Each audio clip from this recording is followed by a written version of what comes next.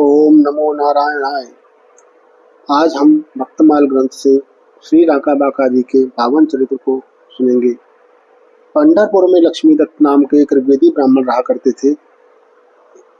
ये संतों के बड़ी प्रेम से सेवा किया करते थे। एक बार इनके यहाँ साक्षात नारायण संत रूप से पधारे और आशीर्वाद दे गए कि तुम्हारे यहाँ एक विरक्त भक्त पुत्र होगा।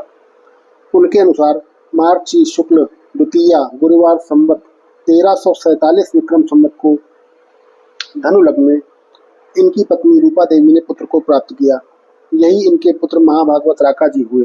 पंढरपुर में ही वैशाख कृष्ण सप्तमी बुधवार संवत 1351 विक्रम संवत को कर्क लग्न में श्री हरिदेव ब्राह्मण के घर एक कन्या ने जन्म लिया। इसी कन्या का विवाह समय आने पर राका जी से हो गया। राका जी की इन्हीं पतिव्रता भक्तिमती पत्नी का नाम उनके प्रखर वैराग्य का कारण बांका हुआ और राका जी का नाम भी राका उनकी अत्यंत कंगाली और अल्पता के कारण ही पड़ा था। राका जी रंग तो थे ही, फिर जगत की दृष्टि उनकी ओर क्यों जाती। इस कंगाली को पति पत्नी दोनों ने ही भगवान की कृपा के रूप में बड़े हर्ष से अपने सिर माथे पर लिया था, क्योंकि दया में प्रभु अपने प्यारे भक्तों को अनर्थों की जड़ धन से दूर ही रखते हैं। दोनों पति पत्नी जंगल से चुनकर रोज सूखी लकड़ियां ले आते और उन्हें बेचकर जो कुछ मिल जाता उसी से प्रभु की पूजा करके प्रभु के प्रसाद के रूप में उसे प्राप्त करके जीवन का निर्वाह किया करते थे। उनके मन में कभी किसी सुख आराम या भोग की कल्पना नहीं जागती थी। श्री राका जी जैसा भगवान का भक्त इस प्रकार दरिद्रता से कष्ट भोगे, यह देखकर प्रभु के भक्त श्री नामदेव जी को बड़ा विचार होता था कि राका जी की किस प्रकार से सहायता हो। राका जी किसी का दिया कुछ लेते नहीं थे, इसलिए नामदेव जी ने श्री पांडुरंग जी से प्रार्थना की कि राका जी की दरिद्रता को दूर कीजिए। भगवान ने कहा, नामदेव, राका तो मेरा हृदय ही है। वह तनिक की इच्छा करे तो उसे धन का अभाव कैसे रह सकता है, परंतु धन के दोष को जानकर वह उससे दूर ही रहना चाहता है।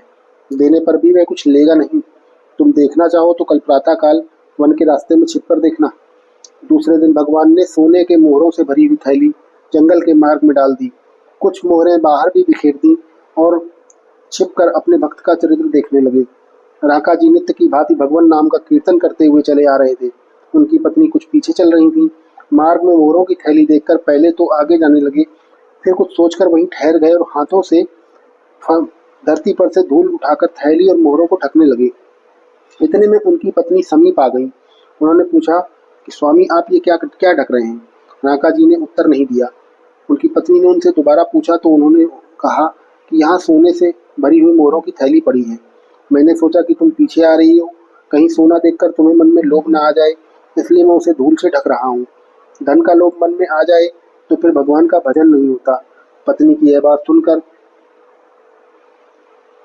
बात सुनकर हंस पड़ी और बोली, स्वामी, सोना भी तो मिट्टी ही है, आप धूल से ही धूल को ढक रहे हैं। राका जी झट उठ खड़े हुए और पत्नी की बात सुनकर प्रसन्न होकर बोले, देवी, तुम धन्य हो, तुम्हारा ही वैराग्य बांका है। मेरी बुद्धि में तो सोने और मिट्टी में भेद भरा हुआ है। तुम मुझसे बहुत आगे बढ़ चुकी हो। नामदेव जी ने राका बाका का यह वैराग्य देखकर भगवान से कहा कि प्रभु, जिस पर आपकी कृपा दृष्टि होती है उसे तो आपके सिवा त्रिभुवन का राज्य नहीं सुहाता। जिसे अमृत का स्वाद मिल गया वह भला सड़े हुए गुड़ की ओर क्यों देखने लगा। ये दंपत्ति धन्य है। प्रभु ने नामदेव जी से कहा कि यदि तुम्हारे मन में फिर भी विशेष परिताप है कि राका बाका जी की सहायता करनी ही चाहिए, तो चलो इनके लिए लकड़ियां बटोरते हैं। भगवान ने उस दिन राका बाका के लिए जंगल की सारी सूखी लकड़ियां गट्ठे बांधकर एकत्र कर दी। दंपत्ति ने देखा कि वन में तो आज कहीं भी लकड़ियां दिखाई ही नहीं देती। गट्ठे बांधकर रखी हुई लकड़ियां उन्होंने देखी, पर उन्होंने उसे किसी दूसरे का समझा। उन्हें लगा कोई व्यक्ति इन गट्ठरों को बांधकर रख गया है और दूसरे की वस्तु की ओर तो आंख उठाकर देखना भी पाप है। इसलिए दोनों दंपत्ति खाली हाथ घर लौट आए। राका जी ने कहा, देखो, सोने को देखने का ही यह फल है कि आज उपवास करना पड़ रहा है। अगर कहीं हम उसे छू लेते तो पता नहीं कितना कष्ट मिलता। अपने भक्त की यह निष्ठा देखकर भगवान वहीं प्रकट हो गए। दंपत्ति उन सर्वेश्वर के दर्शन करके उनके चरणों पर गिर पड़े। श्री राका बाका जी श्री ठाकुर जी को अपने घर में लेवा कर लाए।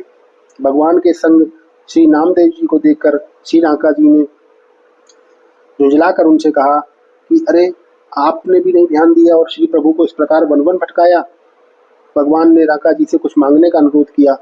तब वे हाथ जोड़कर प्रार्थना करने लगे कि मुझे आपकी कृपा के सिवा कुछ नहीं चाहिए। तब श्री नामदेव जी ने हाथ जोड़कर इनसे कहा, कि अच्छा कुछ और नहीं तो प्रभु का रूप देखते हुए प्रभु का एक प्रसादी वस्त्र ही शरीर पर धारण कर लीजिए। यद्यपि इतने से भी श्री राका बाका जी को लगा कि मेरे सिर पर भारी बोझ पड़ गया, परंतु उन्होंने भक्त और भगवान की रुचि रखने के लिए वस्त्र मात्र स्वीकार कर लिया।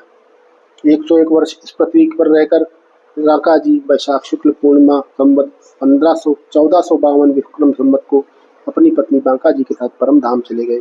ऐसे थे हमारे संत श्री राका बाका जी।